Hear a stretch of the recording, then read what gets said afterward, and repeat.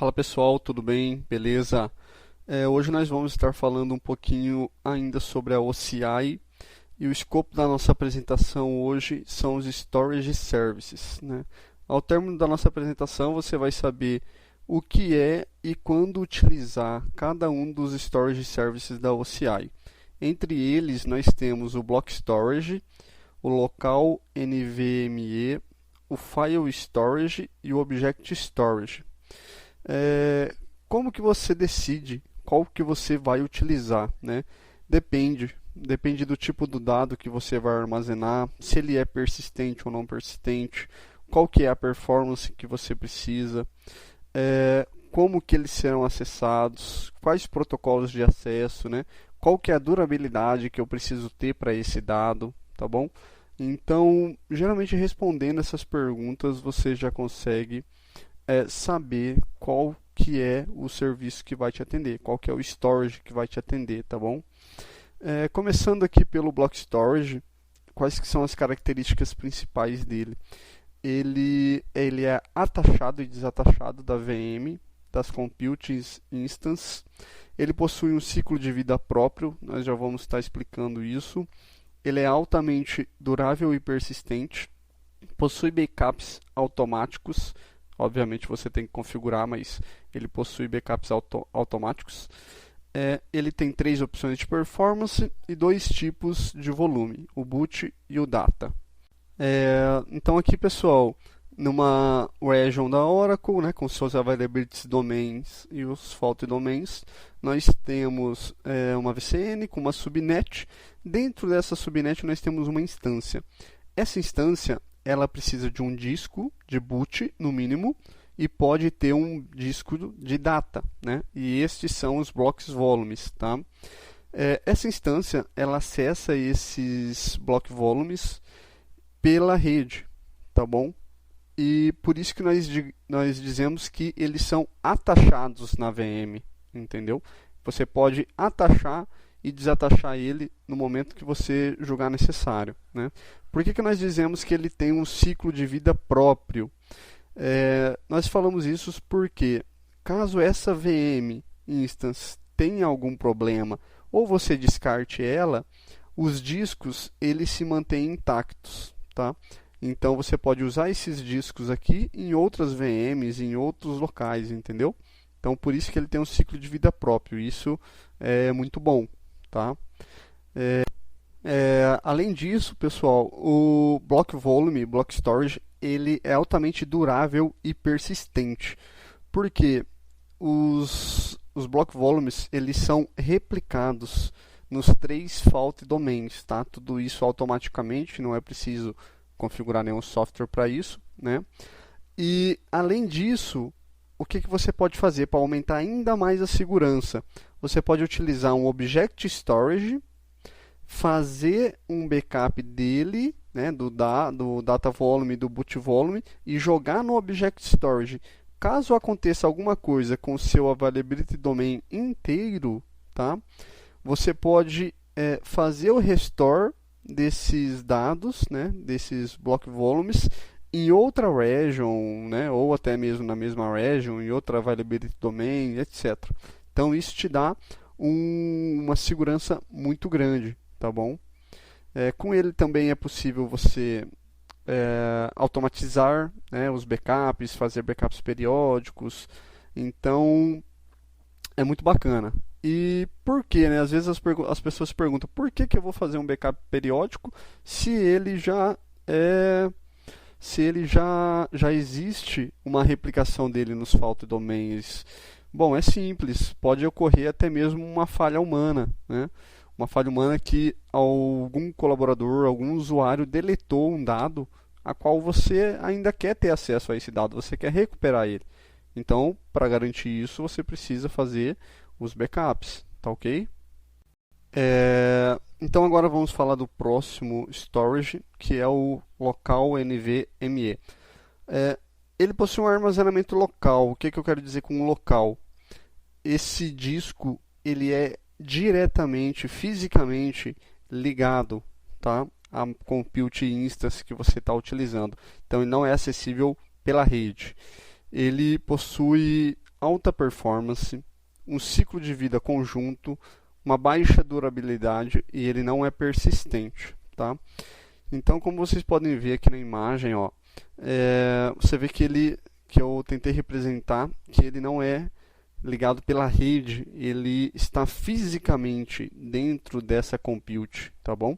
Como se fosse um desktop com HD dentro, né? Imaginando assim cruamente, né? Mas é uma máquina bem potente com esse disco que também é extremamente potente, tá, pessoal? O que acontece? Ele, por isso, né? Ele possui o ciclo de vida junto com a instância. Então, quando essa instância ela é desligada, quando essa instância ela é deletada, você perde, né, o acesso a esses dados, né? Quando ela é desligada e você reinicia ela, tudo bem, você não perde o dado, tá? Mas quando ela for deletada, você não consegue mais recuperar, tá bom? Então, ela não tem uma durabilidade muito boa e ela também não é persistente, tá bom? Então, dessa forma, o cliente que fica responsável por garantir a segurança dos dados, né? E como é que isso pode ser feito? Pode ser utilizando RAID, backup, snapshots, né? E etc, entendeu? Então tem que ser algo um pouco mais manual mesmo, tá? Estou deixando aqui uma tabelinha a respeito da performance dela. Também um linkzinho de fonte aqui com algumas informações bem bacanas, tá bom? Então, no caso, o NVMe ele é indicado para workloads de missão crítica, né? Como também, por exemplo, workloads que precisam de uma alta performance, como banco de dados no SQL, banco de dados em memória, data warehouses, né? E etc.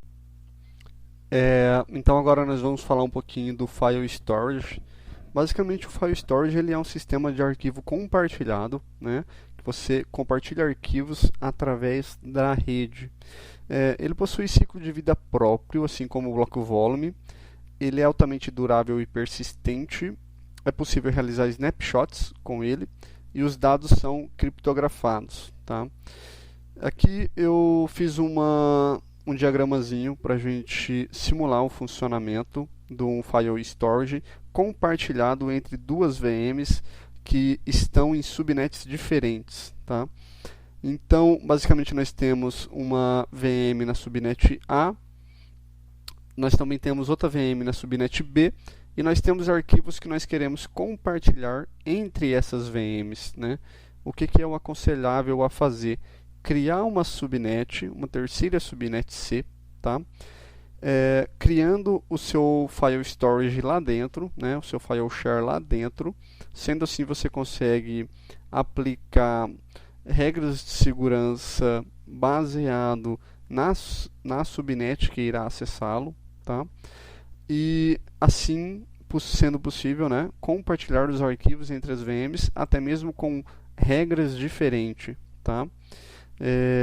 Basicamente é isso o funcionamento. Ele é utilizado muito por aplicações que precisam do acesso ao mesmo diretório, né? E propósito geral mesmo de compartilhamento de arquivos, tá? Quando a gente diz também que ele tem um ciclo de vida próprio, basicamente é porque se as instâncias morrerem, né, o seu file share continua, né? Tanto que a arquitetura dele é totalmente separada aqui, né? Então, isso também é muito bom. O file storage também é altamente durável e persistente, né? Porque ele também é replicado nos 3 fault domains, né? E também é aconselhado a realizar snapshots desse file share, tá? O bacana é que através do snapshot você não é obrigado a recuperar o snapshot completo. Você tem a opção, por exemplo, de no caso de uma deleção de um único arquivo, né, que foi deletado indesejavelmente, você pode recuperar apenas ele, né, o que é muito bacana. Beleza, então pessoal, agora nós vamos falar do Object Storage. O Object Storage ele também é conhecido como Buckets, né? e eles são utilizados para o armazenamento de dados não estruturados. Ele é altamente durável e persistente. Ele possui um armazenamento flexível. Ele é escalável e confiável. E possui dois tipos de armazenamento, o Standard e o Archive. Ele também possui um ciclo de vida, tá? Totalmente independente, né? Ou seja, ele não está relacionado com a instância, né? Se essa instância aqui da subnet A ela for desligada, deletada, os buckets continuam funcionando normalmente, tá bom? Que é muito bacana. Ele também é altamente durável e persistente, né? Visto que ele segue o mesmo conceito do block volume e do file storage, sendo replicado entre os 3 fault domains, tá? Basicamente, para que é utilizado aqui um bucket, né? Um bucket ele é utilizado para armazenar qualquer tipo de arquivo, tá? Seja arquivos PNG, documentos, dump de banco de dados, logs, qualquer tipo de arquivo, tá? Qualquer tipo de arquivo você pode armazenar em um bucket. E, diferentemente do file storage, ele não possui uma hierarquia de armazenamento, né? Como se fosse pastas e subpastas e diretórios, etc. Não, ele é como se fosse uma, digamos que a grosso modo, uma pasta única, uma pasta gigante, que todos os arquivos são jogados ali dentro, tá? No caso também de uma arquitetura multi-AD, né? Eles são replicados para os 3 fault domains de cada AD, tá ok? A respeito dos tipos de armazenamento do Object Storage, ele possui 2, o Standard e o Archive.